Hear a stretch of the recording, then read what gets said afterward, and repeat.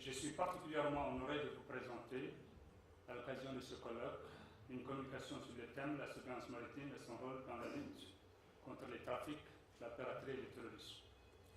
Cette modeste réflexion, qui n'engage que moi, se fixe comme objectif à ce colloque, l'espace maritime n'étant, mais pas seulement, que le pronostic. Après une brève introduction, l'accent sera mis sur l'intérêt que représente l'espace maritime, les enjeux sécuritaires et la surveillance maritime. Et avant de finir, par deux recommandations. Située à l'extrême ouest du Sahel, dont elle fait partie, la Mauritanie couvre une superficie de plus d'1 million de kilomètres carrés, avec près de 800 km de frontières maritimes et 800 km de frontières fluviales. Cette position sur l'Atlantique lui confère le statut d'État côtier et lui ouvre les portes de l'Europe, de l'Amérique et de tous les États côtiers. Ce privilège de position était méconnu et inexploité parce que le pays des nomades tournait le dos à la mer. Mais les sécheresses des années 70 l'ont contraint à regarder vers l'ouest et il découvrit alors qu'il dispose de richesses considérables.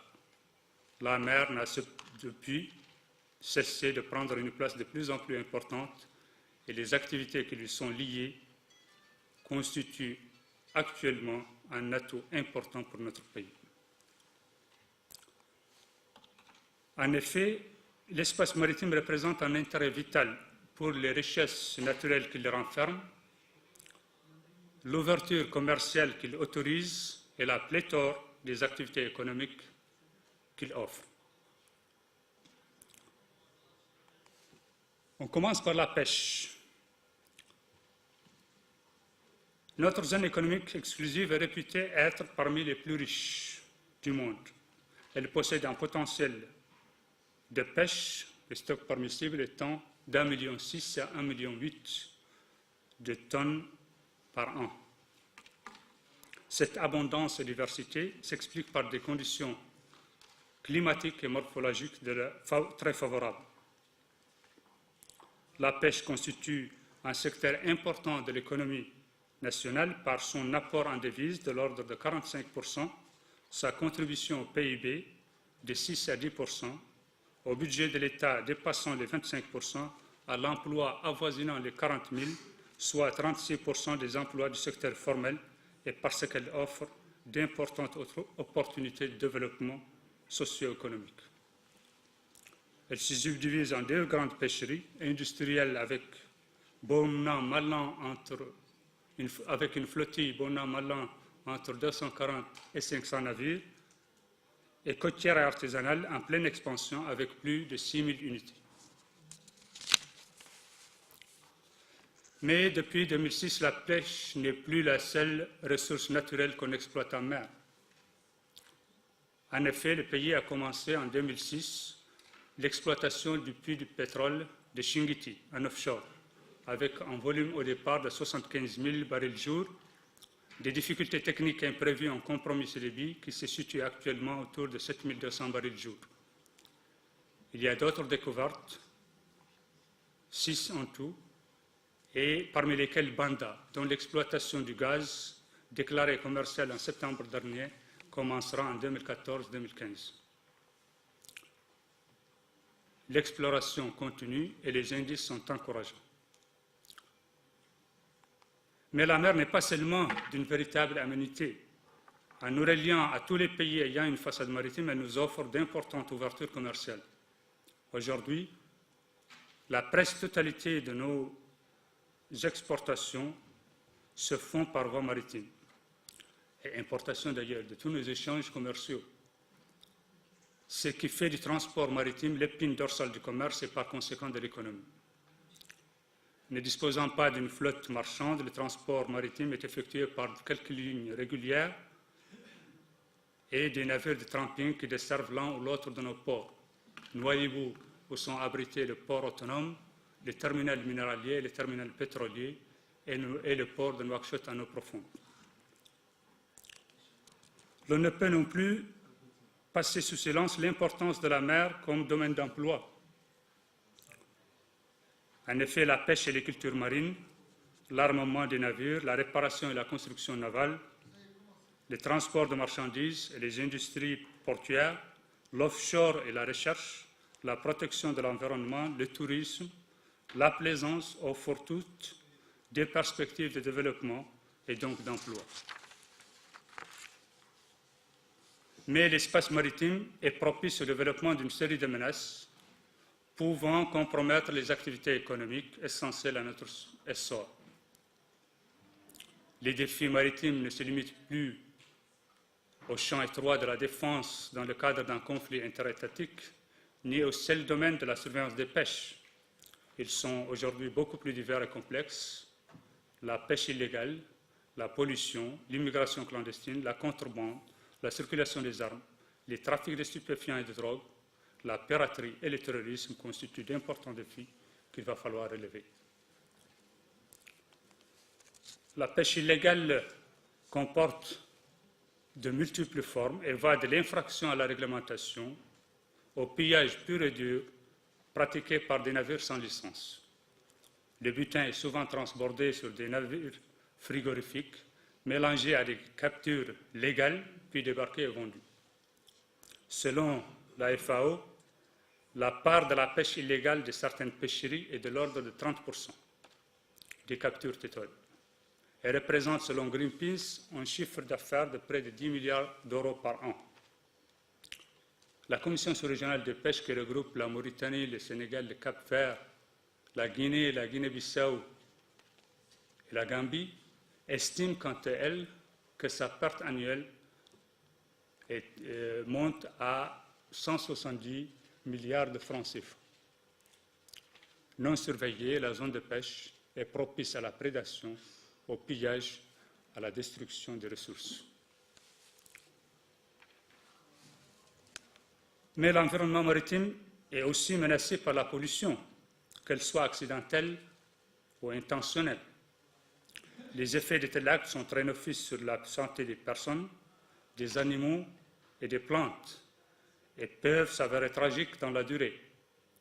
Les navires de pêche opérant dans nos eaux, de commerce desservant nos ports ou passant au large, pourraient constituer un réel risque de pollution. Ce risque est accentué par l'exploitation offshore du pétrole. On peut penser au cas du Golfe du Mexique en 2009. Pour maintenir nos eaux saines, la surveillance et le contrôle s'imposent, ainsi qu'une bonne capacité de lutte.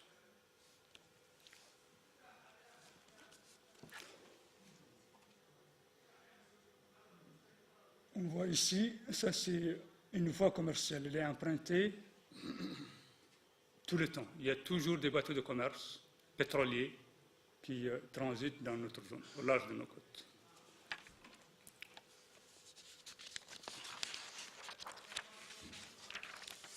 L'immigration clandestine à destination de l'Europe via les Canaries a connu en 2006 une importante expansion. Le renforcement des contrôles autour des enclaves espagnoles et dans le détroit de Gibraltar a forcé les émigrants à tenter de gagner l'archipel des Canaries à partir des côtes atlantiques. Notre pays, par sa proximité, l'étendue de son territoire et ses 5800 km de frontières facilement franchissables, est utilisé comme une étape de transit. La mise en place des postes frontières, du corridor sécurité et des patrouilles maritimes en collaboration avec l'Espagne dans Frontex ont permis de limiter de façon remarquable le flux migratoire clandestin vers l'Europe via la Mauritanie. Mais les perspectives de développement économique du pays, particulièrement dans les secteurs miniers et énergétiques, attirent de plus en plus de main-d'œuvre étrangère et ne manquera pas à faire raviver la pression migratoire.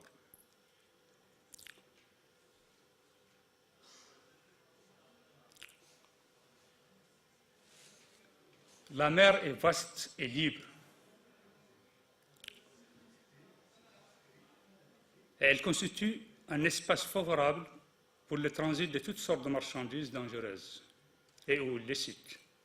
Contrebande, armes et munitions, drogues et stupéfiants, produits toxiques, tout y passe. La contrebande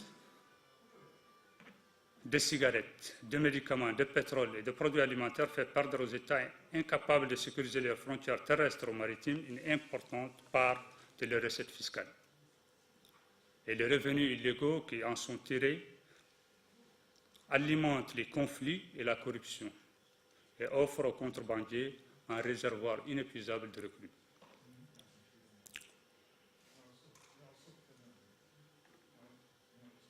Quant à l'armement, sa surabondance et la facilité d'accès aux armes légères constituent une menace pour la stabilité en ce qu'elles favorisent les agressions armées, les vols, l'extorsion de biens et enfin la détérioration générale de la situation sécuritaire. En Afrique de l'Ouest, en proie à de nombreux conflits, la faiblesse des administrations concernées par la surveillance, la porosité des frontières, l'insécurité vécue par les populations et l'instabilité politique sont autant d'éléments qui favorisent une dangereuse diffusion des armes légères, peu chères et facilement transportables. On parle de 10 millions d'armes qui circulent en Afrique de l'Ouest. Les conflits civils, les insurrections dans de nombreux pays de la sous-région ont largement participé à la diffusion des armes légères au sein des populations. La guerre en Libye et l'intervention de l'OTAN ont aggravé la situation.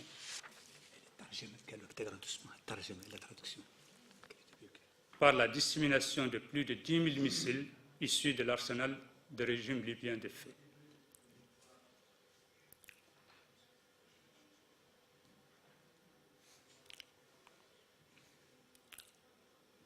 Afin de déjouer les contrôles renforcés dans les ports et aéroports européens sur les navires et avions en provenance d'Amérique latine, les trafiquants font transiter depuis des années la drogue via certains ports de l'Afrique de l'Ouest.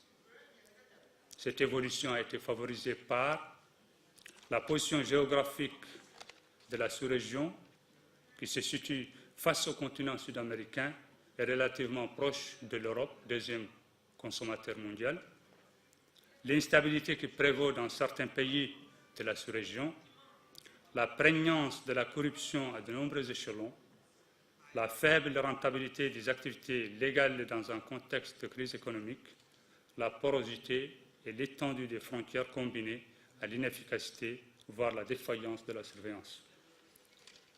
Selon l'Office des Nations Unies contre la drogue et le crime, le trafic de cocaïne transitant par l'Afrique de l'Ouest a connu une hausse significative à partir de 2006, avec plus de 20 000 tonnes de cocaïne par an. La diminution constatée les dernières années ne serait que la conséquence du changement du mode opératoire des trafiquants qui, selon l'organe international de contrôle des stupéfiants, ont trouvé de nouvelles méthodes pour faire transiter la cocaïne par l'Afrique de l'Ouest en la dissimulant dans des conteneurs de fret maritime.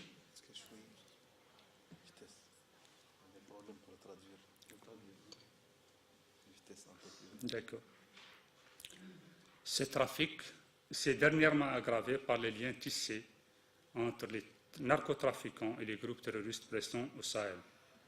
Pour notre pays, le trafic de drogue matérialisé par des saisies relativement importantes constitue une menace pour la santé publique, la sécurité, la souveraineté et la réputation et pose aussi, comme les autres, le problème du contrôle des frontières.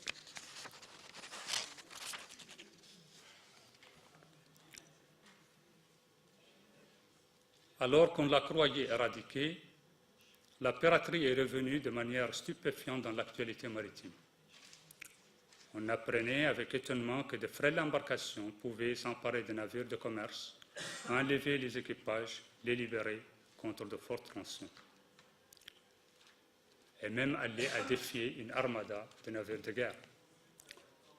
Ce renouveau semble être lié à la forte croissance du trafic maritime, l'incapacité des États côtiers à maintenir l'ordre en mer, la facilité d'accès aux armes légères et la pauvreté de populations non loin des métiers de la mer et des routes commerciales.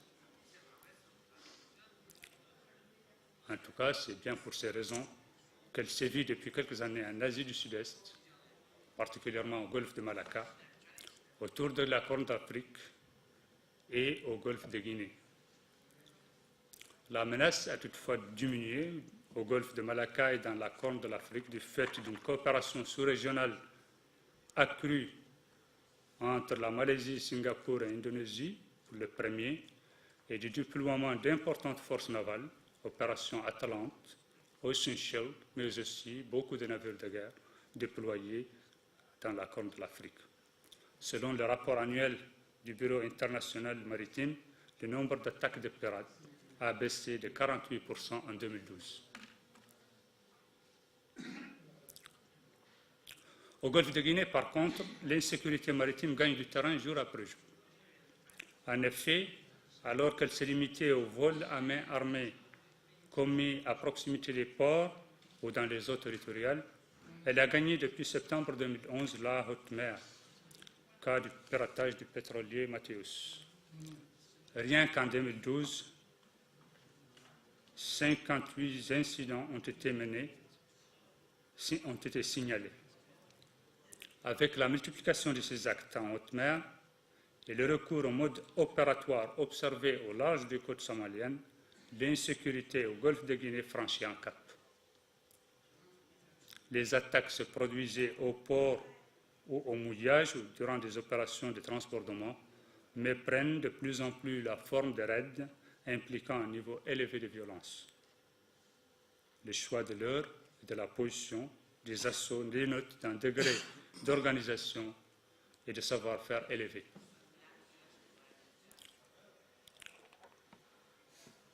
Le déplacement de ces actes des côtes nigérianes vers les eaux des autres pays riverains, de la Côte d'Ivoire au Cameroun, conséquence de la qualité des opérations de surveillance menées par la marine nigérienne, est préoccupant.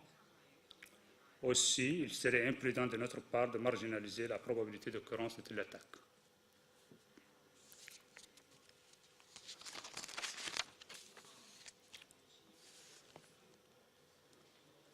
Mais le terrorisme est encore plus dangereux. Et là, on va essayer de voir ce qu'est le terrorisme maritime, comment il peut se présenter. Ce fléau a connu un tournant décisif avec les attentats du 11 septembre 2011 en devenant planétaire. La lutte entreprise par la communauté internationale a eu comme résultat la baisse du nombre d'attaques terroristes dans le monde. On dénombre 12% en moins en 2011 par rapport à 2010 et 29% en moins par rapport à 2009. En revanche, l'Afrique a connu une aggravation de la situation, avec une hausse de 11,5% entre 2010 et 2011, avec comme épicentre la bande sahélo-saharienne, du fait de la présence de plusieurs groupes terroristes actifs, dont notamment Al-Qaïda au Maghreb islamique.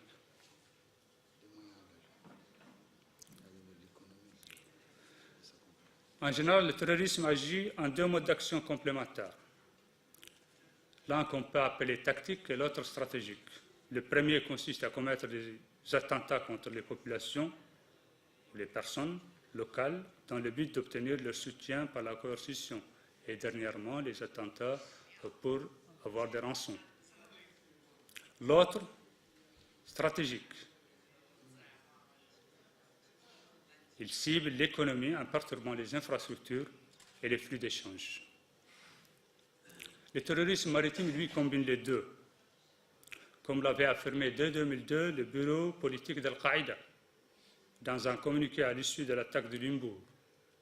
Si un bateau qui ne nous a pas coûté $1000 est parvenu à dévaster un pétrolier de cette taille, imaginez l'ampleur du danger qui menace l'artère commerciale de l'Occident que constitue le pétrole. Cette opération n'est pas seulement une attaque contre un pétrolier, mais également une attaque contre les lignes de transport international de pétrole et toutes ses différentes connotations. Les attaques contre l'USS Kool, les MV Limbourg et les plateformes pétrolières irakiennes en 2004 ont montré que les terroristes agiront dans ce milieu dès qu'ils disposent